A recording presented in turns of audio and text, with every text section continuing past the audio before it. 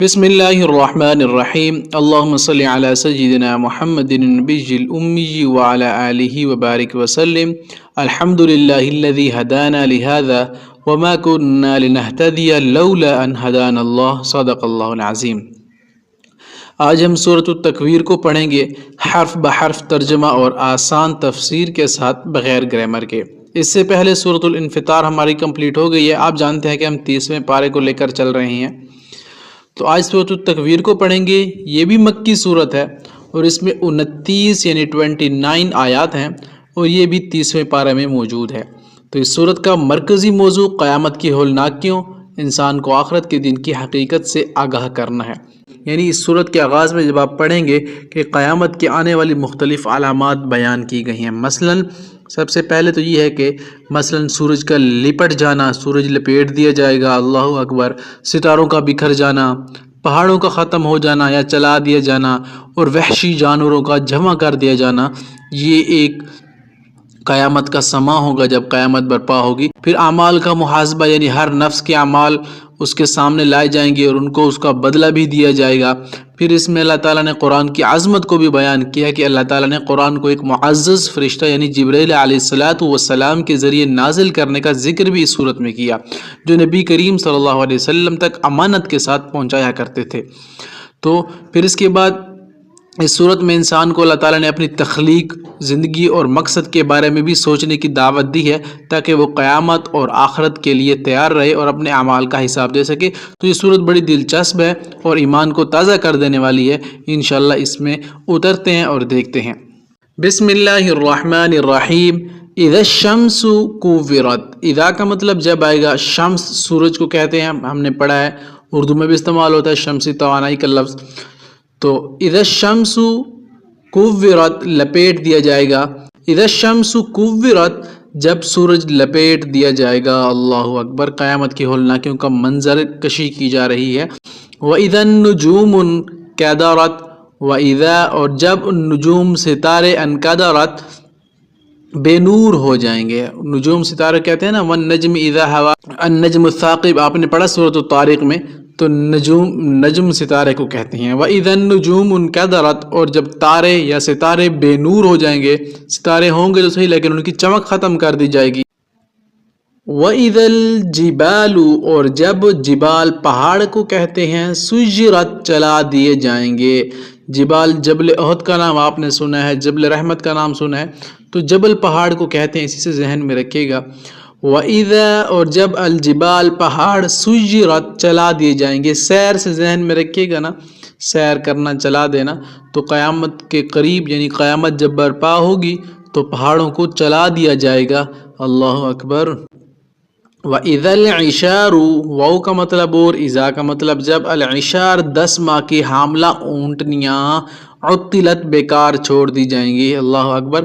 قرب قیامت جو اونٹنیاں ہوں گی، کیونکہ بڑی ہی قیمتی چیز سمجھا کرتے تھے عرب کے لوگ ان کو، جو گابن ہوتی اور وہ بچہ جننا ہوتا جس نے، تو لوگ بڑی حفاظت سے ان کے ساتھ رہتے اور ان کا خیال کرتے۔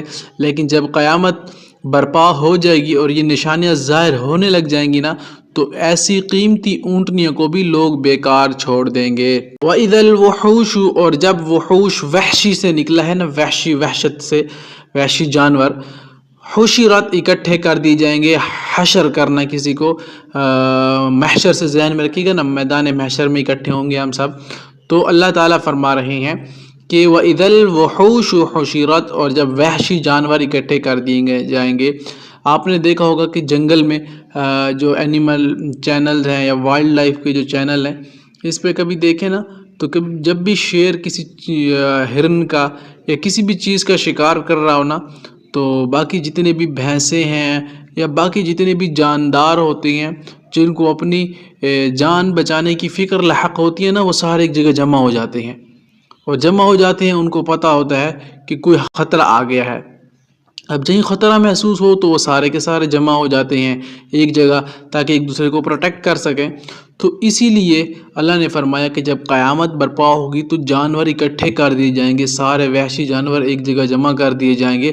وَإِذَا الْبِحَارُ سُجِّرَتْ، اور جب البحار، سمندر، بحر سمندر کو کہتے ہیں، سُجِّرَتْ، بھڑکا دیے جائیں گے۔ بہار بر و بحر ہم کافی سمجھا چکے ہیں. سجرت بھڑکا دیے جائیں گے، یعنی سمندروں میں آگ لگ جائے گی. اللہ اکبر، قرب قیامت. مفتی تقی عثمانی صاحب نے اپنی تفسیر میں لکھا کہ کیا پتہ سمندر اس وقت خشک ہو جائیں اور وہاں پر آگ لگا دی جائے، یا سمندر ابل پڑیں، آسمان ستارے سب کو ٹوٹ جائیں گے.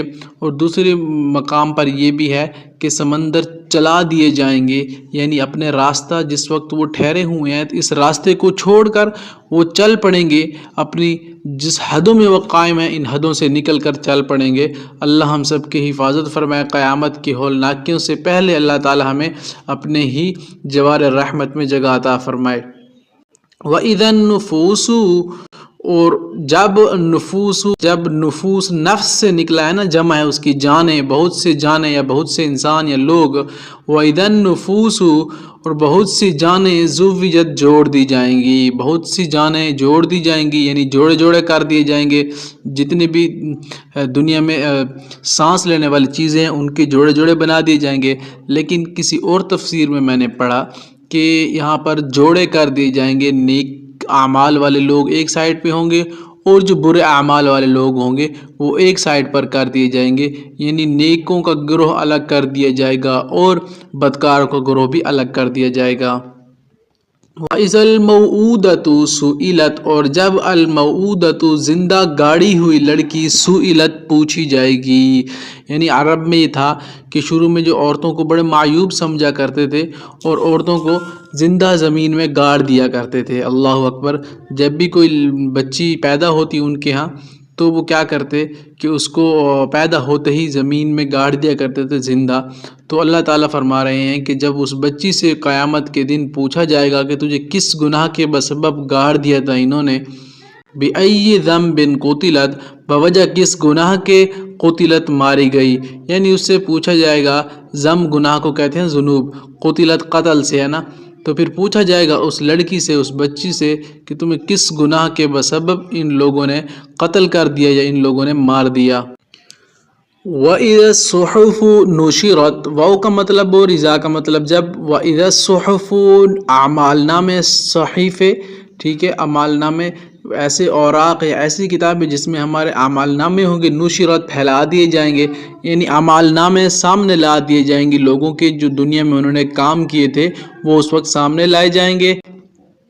وَإِذَا السَّمَاءُ، اور آسمان کُشِطَتْ، اس کی کھال اتار دی جائے گی، آسمان کا چمڑا ادھیڑ دیا جائے گا. اور پیچھے ہم نے پڑھا پچھلی صورت میں کہ آسمان سرخ لال گلابی ہو جائے گا. اب جس طرح ہم کسی بکرے کی یا کسی گائے کی کھال ادھیڑتے ہیں نا تو اندر سے کس طرح سرخ اور لال ہوتا ہے، تو اللہ تعالیٰ قرب قیامت آسمان کی کھال کو ادھیڑ کر رکھ دیں گے. اللہ اکبر. وَإِذَا الْجَحِيمُ سُعِّرَتْ، اور جب الجحیم جہنم سُعِّرَتْ بھڑکا دی جائے گی. وَإِذَا الْجَحِيمُ سُعِّرَتْ، اور پھر جہنم کو بھڑکا دیا جائے گا. حدیث میں آتا ہے کہ ایک جہنم کی ایک لگام کو 70,000 فرشتے پکڑے ہوئے ہوں گے اور اس کو کھینچ کر لایا جائے گا سامنے. اللہم اجرنا من النار. وَإِذَا الْجَنَّةُ، اور جب جنت ازلفت قریب لائی جائے گی. اللہ اکبر. جہنم بھی قریب لائی جائے گی، جنت بھی قریب لائی جائے گی. علمت نفسم، تو جان لے گا ہر نفس، علم سے ذہن میں رکھے گا، ہر نفس ما جو احضرت، اس نے حاضر کیا.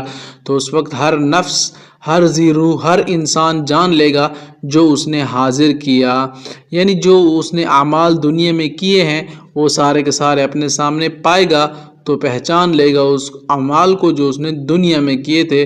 اللہ نے فرمایا کہ ہر نفس اس وقت جان لے گا وہ جو کر کے آیا تھا، سارا چیزیں ان کے سامنے حاضر کر دی جائیں گی. فلا اقسم، پس نہیں، اقسم میں قسم کھاتا ہوں، بالخنس، پیچھے ہٹنے والے کی. اللہ تعالیٰ فرما رہے ہیں کہ میں قسم کھاتا ہوں پیچھے ہٹنے والے ستارے کی. بعض ستارے ایسے ہوتے ہیں رات کو آپ دیکھیں کہ مشرق سے مغرب پر چلتے چلتے غائب ہو جاتے ہیں، یا مشرق سے یا مغرب سے مشرق کی طرف آتے آتے اچانک غائب ہو جاتے ہیں، یعنی پیچھے ہٹ جاتے ہیں، کبھی آگے آتے ہیں. تو اللہ تعالیٰ نے یہاں پر اپنی قدرت کے مظہر کو اجاگر کیا کہ میں قسم کھاتا ہوں ان ستاروں کی جو پیچھے ہٹنے والے ہیں. الجوار الکنس چلنے والے ہیں، الکنس چھپ جانے والے ہیں، ایسے ستارے جو چلتے چلتے غائب ہو جاتے ہیں، چھپ جاتے ہیں، ان کی بھی اللہ تعالیٰ قسم کھا رہے ہیں۔ واللیل اذا عسعس، اور رات کی، لیل رات کو کہیں گے، اذا جب عسعس وہ رخصت ہو جائے، اللہ اکبر، رات کی جب وہ جانے لگے، یعنی صبح جب ہوتی ہے تو رات ہلکے ہلکے آہستہ آہستہ چلی جاتی ہے، اور ایک نیا منظر، ایک نئی زندگی، ایک نئی صبح، ایک نئی جو ہے روشنی نمودار ہوتی ہے۔ تو اللہ نے فرمایا اس رات کی قسم جب وہ آہستہ آہستہ اپنی چادر کو سمیٹتی ہوئی چلی جاتی ہے۔ پھر والصبح اذا تنفس، اللہ اکبر، اتنا خوبصورت، اتنی بلاغت ہے قرآن میں، اگر آپ سمجھیں، اگر ہمیں اللہ سمجھنے کی طاقت دے تو ہم اس گہرائی میں جائیں تو اللہ اکبر، اتنی بلاغت سے اللہ نے ذکر کیا۔ والصبح اذا تنفس، اور صبح اذا کا مطلب جب آئے گا، تنفس سانس لیتی ہے، کتنی بلاغت ہے نا، تنفس سانس لینے، عمل تنفس ذہن میں رکھیے گا نا، اردو میں استعمال ہوا ہے۔ تو اور صبح کی قسم جب وہ سانس لیتی ہے، دیکھیں نا، رات کے اندھیرا ہو، رات کے اگر 1 یا 2 یا 3 بج رہے ہو نا، بالکل اندھیرا ہوتا ہے، کوئی بھی نظر نہیں آتا، لیکن جیسے ہی صبح ہوتی ہے نا، 5-6 بجتے ہیں تو آہستہ آہستہ پہلے تو سڑکیں خالی ہوتی ہیں، اور کچھ لوگ واک کر رہے ہوتے ہیں، اور کچھ لوگ جو ہیں اپنی ڈیوٹیز پر جا رہے ہوتے ہیں، کچھ اپنی مزدوری پر جا رہے ہوتے ہیں، کچھ آ رہے ہوتے ہیں۔ تو صبح صبح ایک ایسا خوبصورت نظارہ ہوتا ہے، ایک خوشی کی کرنیں ہوتی ہیں، اور ہر کسی کے منہ پر مسکراہٹ ہوتی ہے۔ تو صبح کو اللہ تعالیٰ نے ایک بڑی بلاغت سے یہاں پر ایکسپلین کیا کہ صبح کی قسم جب وہ سانس لیتی ہے اور رات چلی جاتی ہے، پھر اس کے بعد صبح ایک نیا دن ہمارے سامنے روشن کر دیتی ہے، اس کی بھی قسم اللہ نے فرمائی۔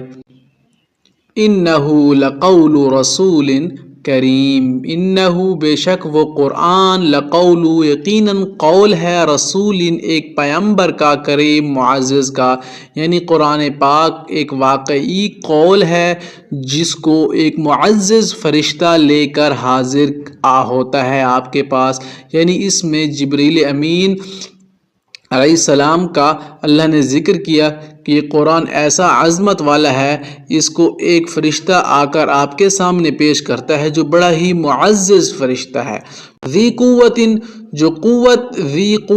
جو قوت والا ہے، عندہ نزدیک، ذی العرش عرش والے کے، ایسا قوت والا فرشتہ ہے جو عرش والے کے نزدیک، یعنی اللہ کے نزدیک بہت ہی مکین، بلند مرتبے والا ہے، یعنی ایسا فرشتہ، ایسا امانت دار فرشتہ ہے جو بہت ہی معزز ہے اور قوت والا ہے، اور عرش والے کے نزدیک وہ ٹھکانہ ہے اس کا، اور بڑا ہی معزز و بلند مرتبہ فرشتہ ہے، مطاعن، اطاعت کیا جاتا ہے، ثم وہاں امین، امانت دار بھی ہے، اس کی اطاعت کی جاتی ہے، تمام کے تمام فرشتوں کا وہ سردار ہے، تو ساری کی ساری فرشتوں کی جماعت اس کی اطاعت کرتی ہے وہاں، اور امانت دار بھی بہت ہے وہ۔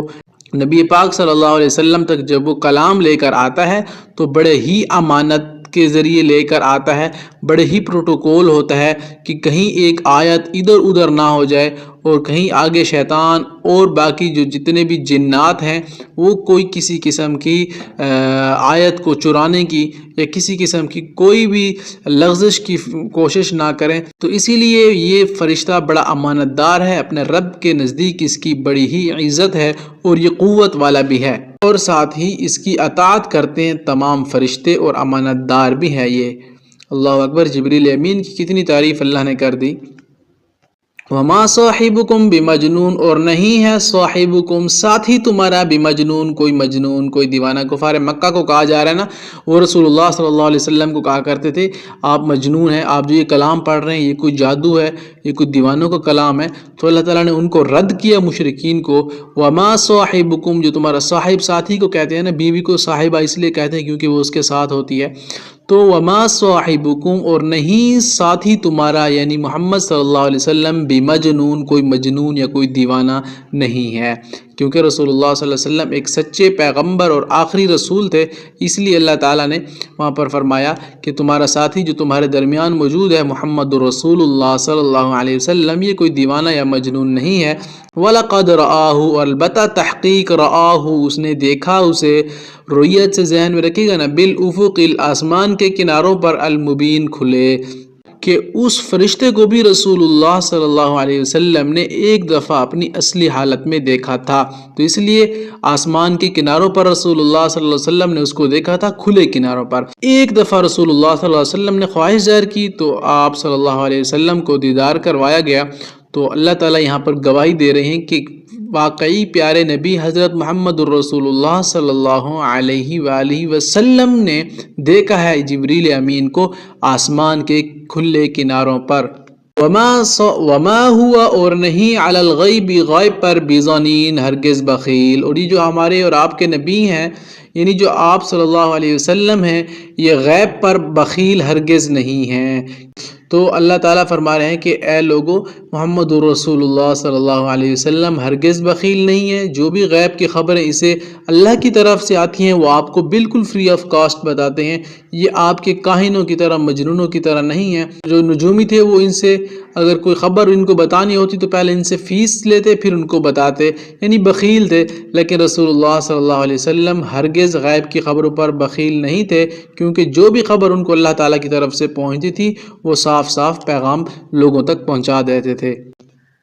وما ہوا اور نہیں ہے ہوا وہ بقول قول شیطان رجیم مردود کا، اور نہیں ہے یہ قرآن قول کسی شیطان مردود کا، کیوں یہ میرے رب کا کلام ہے، یہ اللہ تعالیٰ کی طرف سے خالص کلام ہے، اس میں کوئی ملاوٹ نہیں ہے، یہ نہ ہی شیطان مردود کا کلام ہے نہ ہی کسی مجنون اور دیوانے کا ہے۔ فَأَيْنَ تَذْهَبُونَ پھر تم کہاں پھرے جا رہے ہو؟ اب لوگوں سے مخاطب ہے کہ تم پھر کہاں پھرے جا رہے ہو۔ اللہ تعالیٰ اتنی وضاحت کے ساتھ تمہیں کلام پیش کر رہا ہے اپنے رسول کے ذریعے، اپنے معزز فرشتے کے ذریعے، پھر تم کہاں پھرے جا رہے ہو اے لوگو۔ ان ہوا الا ذکر للعالمین نہیں ہے وہ مگر الا ذکر ایک نصیحت للعالمین تمام جہانوں کے لیے۔ یہ جو قرآن ہے یہ ایک نصیحت ہے تمام جہانوں کے لیے۔ اگر نصیحت یہ قبول نہیں کرتے تو نہ کریں، قیامت میں اللہ تعالیٰ کے سامنے انہوں نے پیش ہونا ہے، جو قبول کر لے وہ تو پار کر گیا، لیکن جو قبول نہیں کرتے جو ہٹ درم ہے تو اللہ تعالیٰ فرماتی ہے یہ تو نصیحت ہے تمام جہان والوں کے لیے۔ لمن شاء منکم لمن اس لیے کہ شاء چاہے منکم تم میں سے ان یہ کہ ان یستقیم وہ سیدھا چلے۔ اب اس لیے تمہیں ہم نے صاف صاف بتا دیا کہ یہ تمام جہانوں کے لیے رحمت ہے، یہ قرآن تمام کے تمام عالمین کے لیے ایک نصیحت ہے۔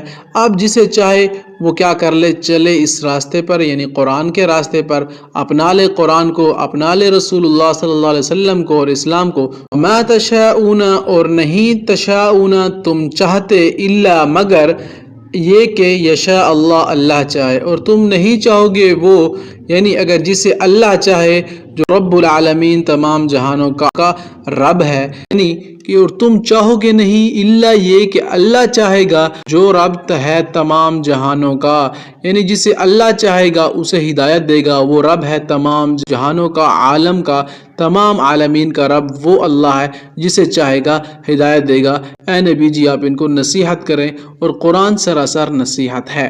الحمدللہ ہماری سورۃ التکویر بھی حرف بحرف ترجمہ اور آسان تفسیر کے ساتھ کمپلیٹ ہو گئی ہے۔ آپ صدقہ جاریہ سمجھ کر اسے اپنے دوستوں کے ساتھ شیئر کریں۔ ملتے ہیں نیکسٹ کلاس میں۔ السلام علیکم ورحمۃ اللہ وبرکاتہ۔